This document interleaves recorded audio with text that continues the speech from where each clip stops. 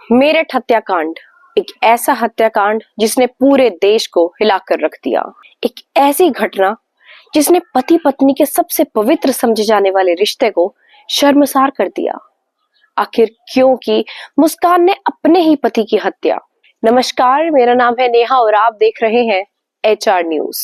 किसने सोचा था कि merchant navy officer Saurabh Rajput, जिसने प्रेम विवाह कर अपनी नई जिंदगी की शुरुआत की ही थी, वही शुरुआत, वही शादी उनके जीवन का अंत बन जाएगी। सौरभ हत्याकांड के बारे में सुना तो सबने होगा, लेकिन आज कुछ खास बातों पर हम नजर डालेंगे जो आपके लिए जानना बेहद जरूरी है। वीडियो को पूरा देखें और अगर आपने अभी तक हमारे चैनल को सब्सक्राइब नहीं किया है तो अभी सब्सक्राइब करें और बेल आइकन को ऑन करें। कौन था सौरभ राजपूत? मेरठ में जन्मे पले बड़े सौरभ राजपूत एक समृद्ध परिवार से थे। पढ़ाई में अव्वल रहे सौरभ ने पढ़ाई के बाद मर्चेंट नेवी को ज्वाइन किया। इसके बाद उसकी मुलाकात सोशल मीडिया के द्वारा मुस्कान से हुई। मुस्कान के साथ ये दोस्ती धीरे धीरे प्यार में बदल गई। अनजान मुस्कान, जिसके बारे में सौरभ कुछ भी नहीं जानता था। क्या मकसद था उसका सौरभ से दोस्ती करना और फिर प्यार करना? मुस्कान के प्यार में सौरभ इतना अंधा हो गया कि उसके पूरे परिवार के खिलाफ जाकर उसने मुस्कान से शादी कर ली। शादी के कुछ टाइम बाद तक तो मुस्कान और सौरभ उनके घर वालों के साथ में ही रहे, लेकिन सौरभ के घर वाले बताते हैं कि जब मुस्कान उसके साथ रही तब भी उसका बर्ताव अच्छा नहीं था। वो सौरभ के घर वालों पर छोटी छोटी बातों पर लड़ती रहती थी और कुछ नहीं तो फिर उनसे अलग होने की जिद करती रहती थी। घर वालों ने रोज रोज की लड़ाई से परेशान होकर उन दोनों को अलग कर दिया था और तब से लेकर सौरभ की मौत तक उनके घर वालों का उनके साथ कोई आना जाना नहीं था। अलग रहने के बाद मुस्कान ने सौरभ की मर्चेंट नेवी की नौकरी छुड़वाई और लंदन भेज दिया। सौरभ के लंदन जाने के बाद मुस्कान की जान पहचान साहिल से हुई। साहिल जो नशे में धुत रहता था और तंत्र विद्या में निपुण था। मुस्कान ने साहिल को बहला फुसलाकर मारने का प्लान बनाया। किसको मारने का? अपने ही पति को।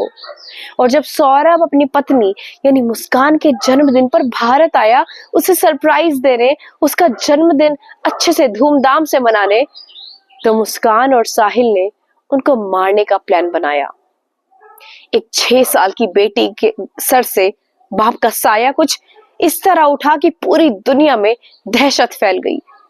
पहले अपनी प्रेमी के साथ मिलकर अपने पति के 15 टुकड़े किए और फिर सौरभ के कटे हुए सर को साहिल अपने घर ले गया और कुछ तंत्र विद्या की। वापस लाकर एक बेटी के सामने उसके बाप के टुकड़ों को एक नीले ड्राम में डालकर सीमेंट का घोल डाल दिया। क्या इसीलिए सौरभ ने एक प्रेम विवाह किया था? क्या किसी के प्रेम करने का अंजाम ये होता है? और इतनी क्रूर कब से हो गई हमारे देश की नारियां? क्या ये वो देश नहीं था जहां नारियों की पूजा होती थी? एक तरफ जहां बेटी बचाओ बेटी पढ़ाओ की अपील हमारे देश के प्रधानमंत्री करते हैं, वहीं दूसरी तरफ कुछ लड़कियां ऐसे काम करके बाकी लड़कियों के पढ़ने की, प्रेम विवाह करने की और आजादी से अपनी जिंदगी जीने के रास्तों को बंद कर देती है। क्या सौरभ हत्याकांड के बाद कोई लड़का किसी अनजान लड़के पर भरोसा कर पाएगा? क्या कोई माँ बाप अपने बेटे की पसंद को स्वीकार कर पाएंगे? अरे कोई पूछे उस 6 साल की बेटी से क्या बीत रही होगी उसके ऊपर जब उसके सामने उसी के बाप के टुकड़े कर दिए गए। कोई पूछे उस माँ से जिसने अपने बेटे की खुशी के लिए अपने बेटे को खुद से अलग कर दिया ताकि वो खुश रह सके, अपनी शादीशुदा जिंदगी को अच्छे से चला सके, और बाद में उसी की मौत की खबर उसके सामने आती है। अपने कोख से पैदा किए बेटे के टुकड़े देखने को मिलते हैं। अब कहां गए वो फेमिनिस्ट के नारे लगाने वाले वो लोग जो औरतों की हर गलत चीज पर जायज एक ठप्पा लगा देते हैं कुछ ना कुछ कहकर? अब उनके पास कहने को कुछ नहीं बचा क्या? इस कहानी से हमें कुछ सीख मिलती है, ये कि हमेशा किसी पर भी अंधविश्वास ना करें, चाहे वो कोई भी रिश्ता हो।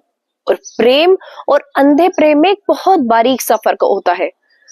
प्रेम करें पर अंधे प्रेम को ना करे, क्योंकि अंधा प्रेम ही विनाश की निशानी है। हम फिर मिलेंगे एक नई कहानी के साथ। तब तक के लिए आप देखते रहिए HR न्यूज। धन्यवाद।